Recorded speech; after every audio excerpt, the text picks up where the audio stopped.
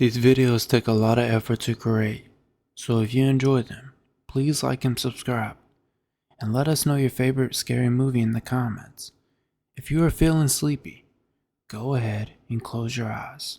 Sweet dreams. Late night runs were my thing. One Wednesday around 10 p.m., I headed out. Passing through a park, I noticed someone on the bench. I ignored them. I quickened my pace, but soon I heard footsteps behind me. I looked back and saw the man put his hood on and was chasing after me. I ran to a convenience store and had the manager call the police. But when they arrived, the man was gone. Since then, I have stuck to morning runs only, and I am always being aware of my surroundings at night now because of this incident. The scary part is, I'm not sure what would have happened to me if he did catch me. All I know is, you should be aware of your surroundings at all times. This story happened to me when I was a freshman in college. It was around Halloween, and me and my friends were out trick-or-treating with my younger brother. I thought it was gonna be boring, but I was wrong. I kept a close eye on my brother until it was time to leave. We went to this one house that had its lights on. Nobody was outside, just a bowl and candy inside. I remember seeing my little brother run up to the house and grab some candy. That's when I looked up and saw the front door open. A 6-foot giant guy was looking at me and my brother. He smiled. I told my brother to come on because something about this guy seemed disturbing. His smile had a sinister look. My brother then ran to me and we drove away. When we got home, we looked through the candy and we saw a weird candy wrapper that I'd never seen in my life. When I opened it up, there was a blade inside the candy. I remember how scared I was because if my brother would have bit into this candy, he would not be here with me, or he'd be in the hospital. I told my dad, who happened to be a police officer, and went over to the guy's place and arrested the man. Inside the guy's house, there was candy wrappers and small blades that he would put inside the candy. The man was sent to jail, and I was relieved. You should always check your candy, because there are evil people out there that will try and hurt you, even on Halloween. I've been a truck driver for over 20 years. You see a lot of weird things out there on the road, but nothing compares to what happened to me last winter.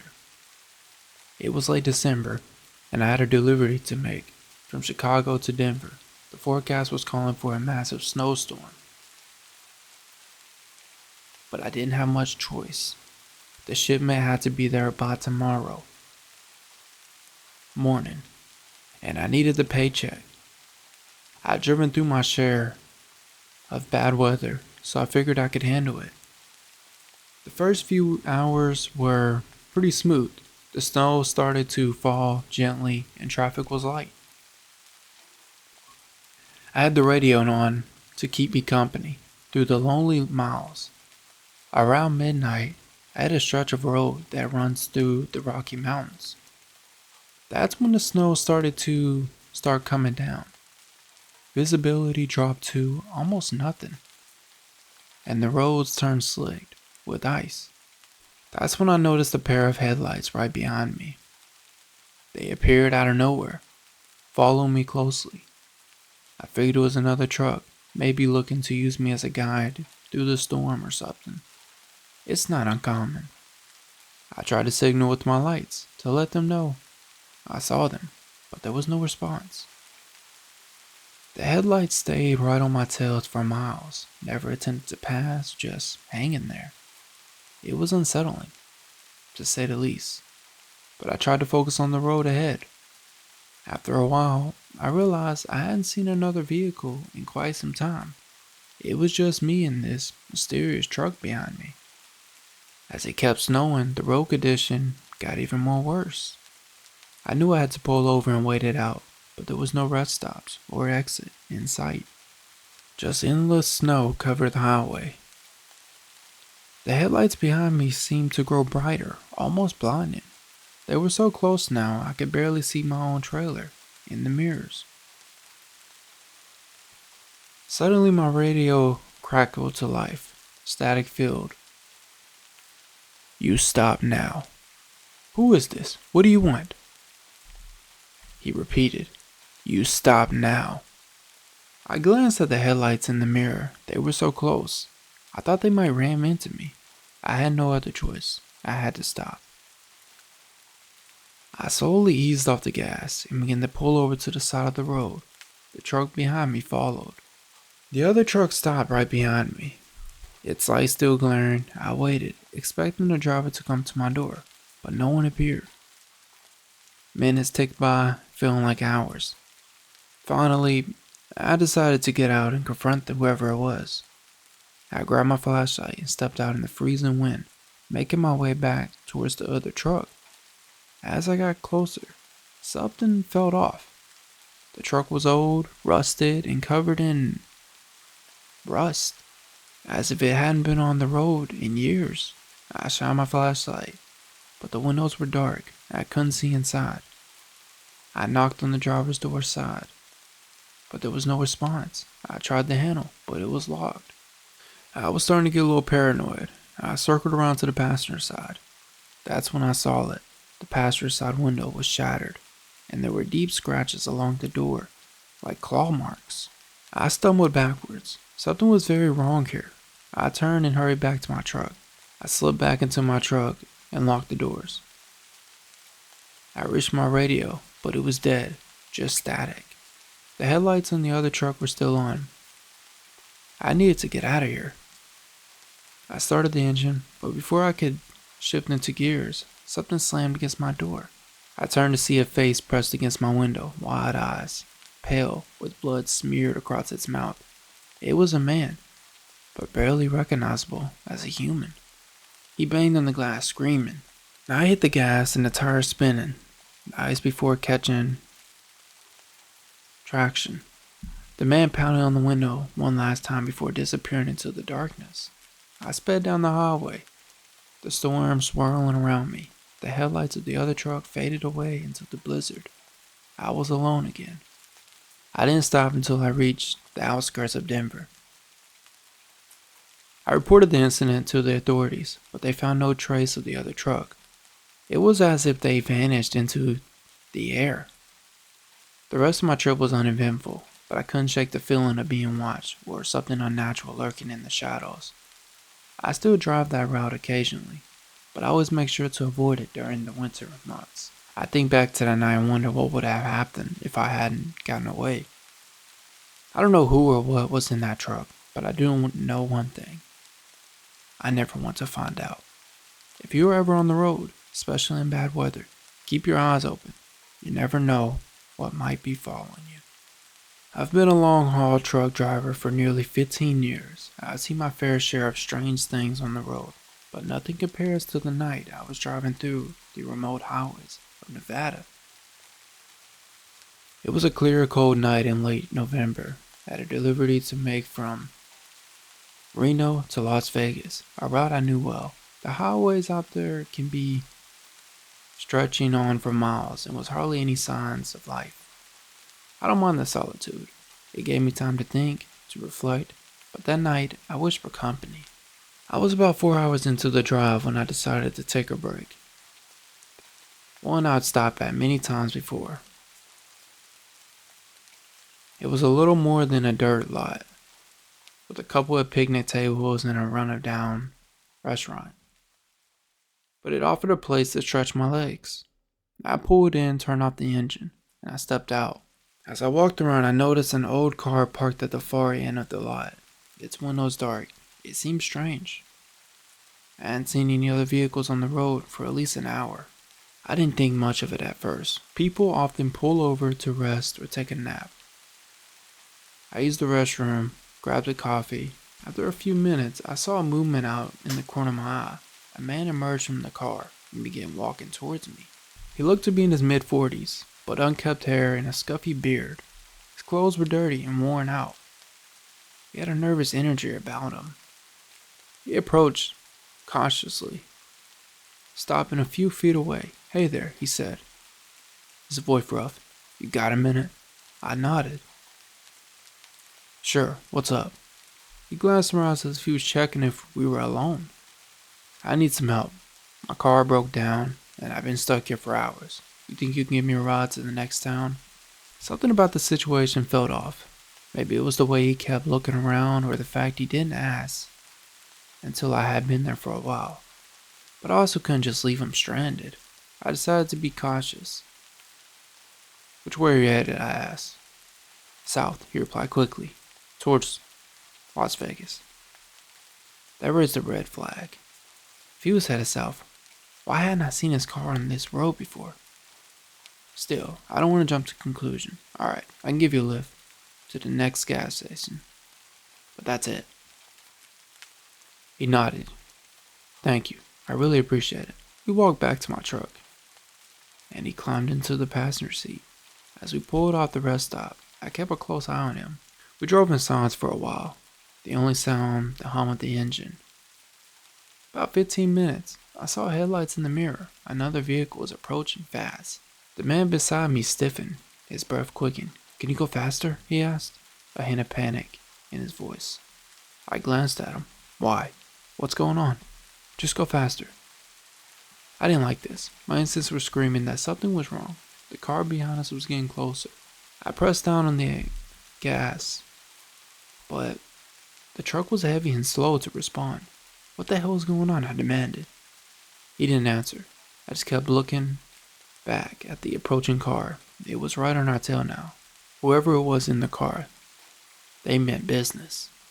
Suddenly the man lunged at the wheel, trying to steer the truck off the road.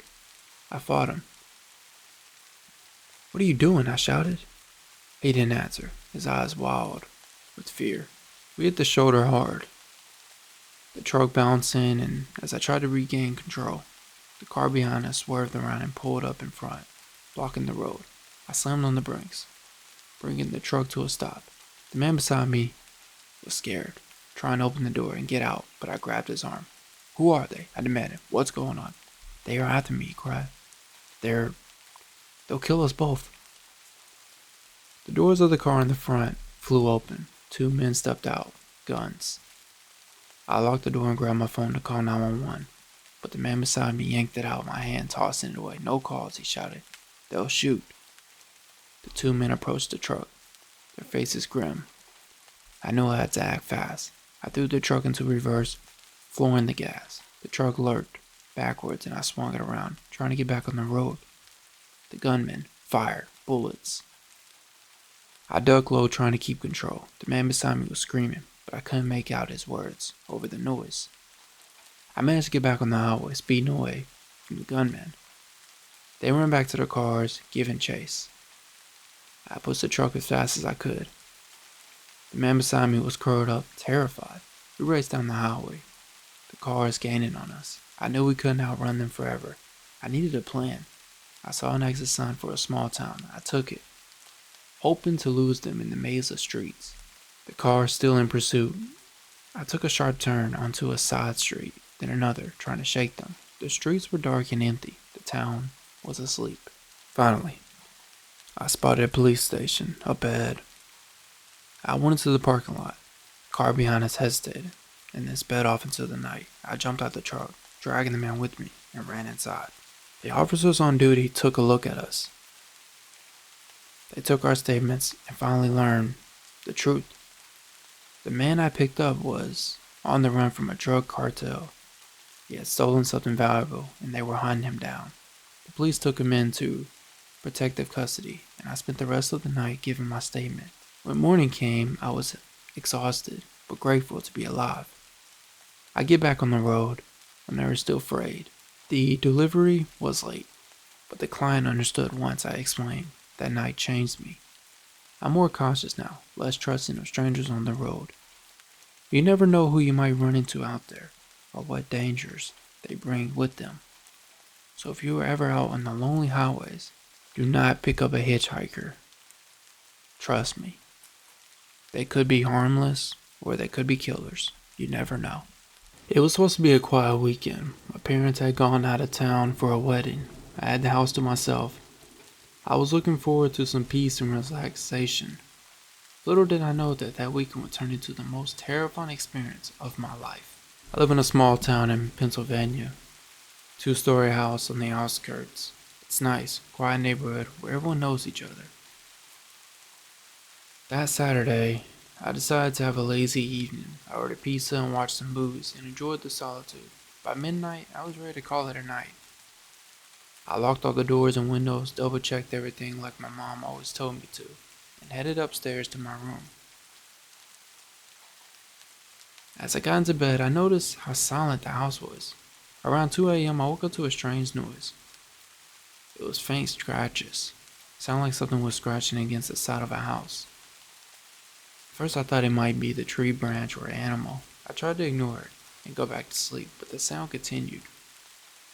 I got out of bed and walked up to the window, peeking through the blinds. The yard was empty, the trees swaying gently in the breeze. Couldn't see anything out of the ordinary. I decided it was just my imagination and went back to bed. About a half hour later, I heard it again. This time it was louder. It was coming from the back of the house. I grabbed my phone and creeped downstairs, as quietly as I could. The house was dark, only light coming from the moon shining through the window. I went to the kitchen and looked out the back window. The backyard was empty. I started to think I was going crazy when I heard another noise, this time coming from the basement. I froze. We rarely used the basement, and there was no reason for anyone to be down there. I dialed 911, my hand shaking, as I explained the situation to the dispatcher. She told me to stay on the line, and that the officers were on their way. As I waited, I heard footsteps coming up the basement stairs. I backed away from the basement door, trying to stay quiet. The footsteps stopped at the top of the stairs. Just on the other side of the doorknob began to turn. I panicked and ran to the front door, unlocking it and throwing it open just as the basement door creaked open behind me. I bolted out the house. I looked back and saw a guy standing in the doorway watching me. Within minutes, the police arrived. They searched the house and the surrounding area, but no one was found. The basement was empty and there was no sign of forced entry. They told me it was probably just a prank or someone trying to scare me, but I knew better. The look in that person's eyes was pure evil. I stayed with a friend for the rest of the weekend, unable to shake the feeling of being watched. My parents came home on Sunday night and I told them everything. They were concerned, but they thought it was a prank as well. A few weeks later, I was going through some old boxes in the basement with my dad. We were organizing and cleaning up when we saw a small hidden door behind the stack of boxes. It was a crawl space that we had never noticed before.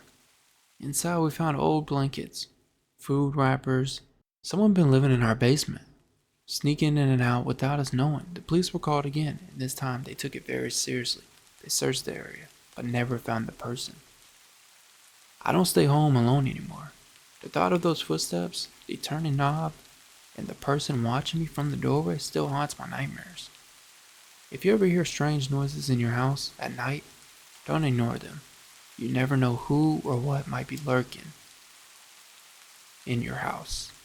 It had been almost a year since I broke up with Jack. At first, it seemed like a typical college relationship filled with excitement and fun. But over time, Jack's possessiveness turned into obsession. When I finally gathered the courage to end it, he didn't take it well. After a few weeks of spam calls and messages, he eventually faded away. Or so, I thought. Life had been calm since then. I moved to a new apartment off campus with my best friend, Megan. We spent our evenings studying and watching movies, enjoying the peace that came from being free from Jack's controlling behavior. One Friday night, Megan had gone home to visit her family, leaving me alone in my apartment. I decided to take the advantage of the quiet and catch up on some reading. Around midnight, I heard a soft tapping on the window. At first, I thought it was a tree branch, hit in the window or something. I then heard it again. I put my book down and listened, probably just when I muttered to myself, trying to stay calm. But I heard it again, louder. I got up and walked to the window, peeking through the blinds. I couldn't see anything unusual. I took a deep breath and returned to the couch, trying to shake off the unease. Just as I started to relax, my phone buzzed. It was a text message from an unknown number. Miss me? I knew that tone, that phrase. It was Jack. I haven't heard from him in months. My fingers trembled as I typed back. What do you want, Jack? The reply came almost instantly. I want to see you. I said, leave me alone. He didn't respond. I tried to go back to my book, but my mind was racing. I kept glancing at my phone, waiting for another message. Another sign of his presence. An hour passed in silence, and I began to think he had given up. Maybe it was just a cruel joke. His way of reminding me that he could still get to me. Then I heard it again. The doorknob rattled, softly. I grabbed my phone and dialed 911. I kept hearing voices and whispering. I explained the situation, and the operator said they assured me that an officer would be on their way and to stay on the phone. The scratching stopped. For moments, there was silence. Then a voice came from the other side of the door. I know you're in there, Emily. Open the door. It was Jack. Go away, Jack. The police are coming. He laughed. They won't get here in time. I backed away from the door, looking for something to defend myself with. I found a heavy lamp. I grabbed it, holding it like a weapon. The door shook as Jack pounded on it, the frame creaking under the force. Emily, don't make this harder than it needs to be. Just open the door and we can talk. The voice, it scared me. I could hear the madness and the obsession. He wasn't going to stop. Through all this chaos, after minutes, I started to hear the sirens from distance. Jack, the police are here, I shouted, hoping to scare him off. The pounding stopped. There was a moment of silence, and then the sound of footsteps retreating down the stairs. Police. Anyone in there? I rushed to the door and opened it, relieved. I saw the uniformed officer. They checked the apartment building, but Jack was gone. They took my statement and assured me that they would do everything they could to find him. That night, I couldn't sleep. Every noise, everything I heard made me jump. I kept my phone right by me, just so I could have the police number on speed dial. I knew Jack was still out there, and the thought of him lurking and waiting for another chance was more terrifying than anything I could imagine. The police increased their patrols around my neighborhood, and Megan stayed with me every night. After that, weeks passed, and there was no sign of Jack. But I knew better than to let my guard down. A few months later, I moved to a new city, far away from the memories and the fear. I changed my number, my routine, everything. I still look over my shoulders and still double check my locks. Still jump at unexpected noises. Jack's obsession taught me a harsh lesson about trust and safety. It showed me that even when you think you are free, people can still follow you forever.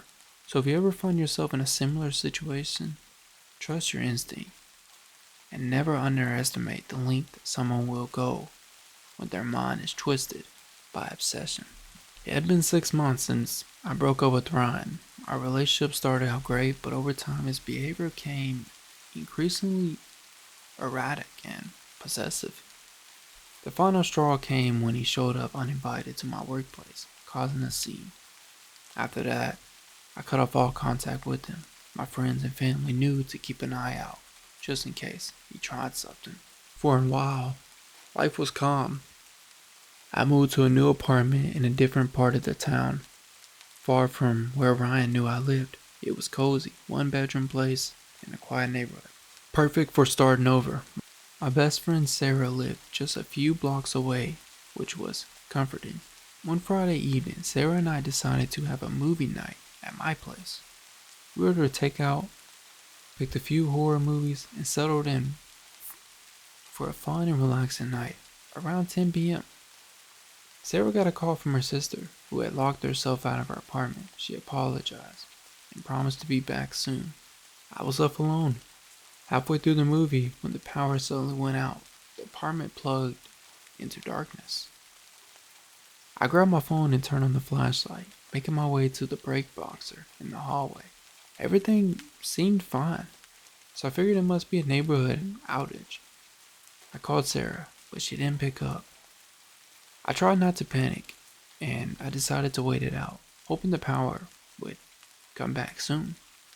A few minutes later, there was a knock at the door. I wasn't expecting anyone. I hesitated, then called out, "Who is it?" "Hey, it's me, Sarah," came the familiar voice. Relieved, I opened the door, but there was no one there. Just an empty hallway and flickering emergency lights. "Sarah," I called out, stepping into the hallway. No response. I then went back in my house and locked the door. Maybe it was a prank, but something felt off. I texted Sarah asking if she was messing with me, but there was no reply. Suddenly, my phone buzzed. It was a message from an unknown number. "Did you hear me?" It was Ryan. "How do you get my number?" I blocked him immediately. I called Sarah again, but it went straight to voicemail. I was starting to feel trapped. There was another knock at the door. "Sarah, if this is a joke, it's not funny," I shouted. Silence. My phone buzzed again. Another message from a different unknown number. "I'm closer than you think." I called the police, explaining the situation. They assured me that someone would be there soon. While waiting, I grabbed a kitchen knife, just in case I might need it. Minutes felt like hours. Then I heard it. The footsteps were inside my apartment. How could someone be inside? I moved silently through the darkness. I gripped the knife tightly against my hand. The footsteps were louder. The footsteps finally stopped. I was alone in the dark. My phone buzzed again. "I'm watching you." I ran into the living room, where my front door was slightly open. How had I missed that? I slammed it shut and locked it again. A few minutes later, the police arrived. They searched the apartment and the building, but found no one. The power came back on, and they assured me that everything was secure. Sarah finally called back, apologizing for the delay. Her sister had taken longer than expected. I spent the night at Sarah's place, too afraid to be alone. The next morning, I decided to install a security system in my apartment. The installer, friendly guy named Mark, assured me that it was top of the line. I started to relax, thinking maybe it was all a cruel prank by Ryan. But then, one night, the security system alarm went off. My phone buzzed with notification. Motion detected in living room. I checked the living feed from the security camera and saw Ryan stand in the middle of my room. He was in the living room, staring directly at the camera. I called the police, hands shaking as I watched the feed. Ryan waved at the camera and then disappeared out of view. The police arrived quickly and searched the apartment. They found a hidden camera in the living room, pointing directly at the couch where I usually sat. It turned out that Ryan and Mark were working together. Ryan was the one who told Mark to set up the cameras, and he had installed the hidden cameras during the setup and have been watching me ever since. He was arrested. I moved again, but this time to a different city, far from everything that had happened. Changed my routine, everything. This experience taught me to trust no one completely and to always be aware of your surroundings. The scariest monsters aren't always those lurking in the dark. They can be the ones who smile at you, who seem helpful and kind, and who turn your life into a living nightmare. I recently got back with my ex John. I won't bore you to death, but we dated for 3 years before he moved to Arizona with his grandparents. John was a nice guy. He always brought me flowers, and we never fought. This soon changed when me and John went to a bar together to eat, and a few guys were hitting on me. This made John jealous, and we ended up leaving. A couple days went by, and John started to question my loyalty, and this led to a big argument. And John smashed my car window before leaving. I was shocked because we never fought or even argued, ever. But I was naive and went after John and tried to talk to him. But this made it worse. Me and John broke up the next day, and he told me he was not going to fix my car window. He called me rude names. I blocked his number and thought this would be the end of it. Boy, was I wrong. A few days go by, and I start getting unknown caller ID and messages about how terrible a person I am and how he is going to hurt my baby sister if I did not take him back. My sister was only 8 years old, and I was not going to take this chance. So I called the police and showed them the messages. The police arrested John for threatening, and John was going to be let out, but on bail, he decided to hurt his police officer. So they threw him in jail. I'm not sure why John acted this way and what changed in him, because that was not the John I fell in love with back then, and I'm just glad nobody was hurt. Sometimes we try to bring back the past, but everyone changes as time goes by.